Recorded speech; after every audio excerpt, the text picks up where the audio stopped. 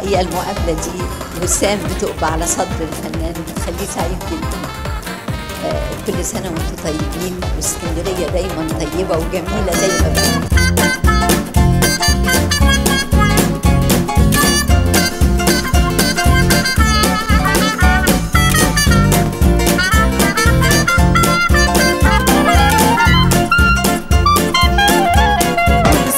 طيبين وكل مهرجان وانتم طيبين ودائما الفن في ازدهار، ونبقى دائما مصر في القمه يا رب. انا من عشاق الاسكندريه، وبشكر الساده القائمين على المهرجان من نقاد وكتاب وصحفيين وادباء.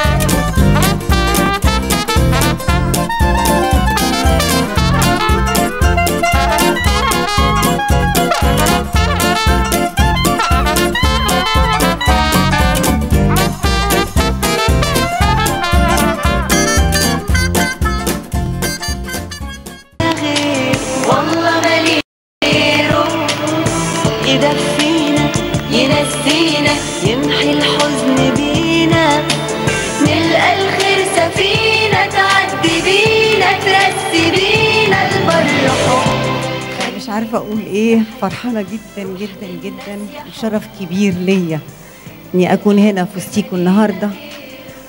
توجتوا مشواري الفني بوجودكم، وأنا سعيدة إن أنا بتوج النهاردة في الصرح العظيم ده، مكتبة الإسكندرية. بس من قلبي بقول لكم بحبكم من قلبي، انتوا اللي خليتوني نجمة، وما كانش ممكن أوصل اللي أنا فيه من غير حبكم الكبير.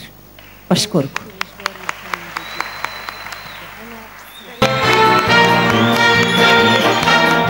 يا التكريم ده جه في وقته. ابتدينا مع بعض أنا والفنانة الكبيرة يسرا.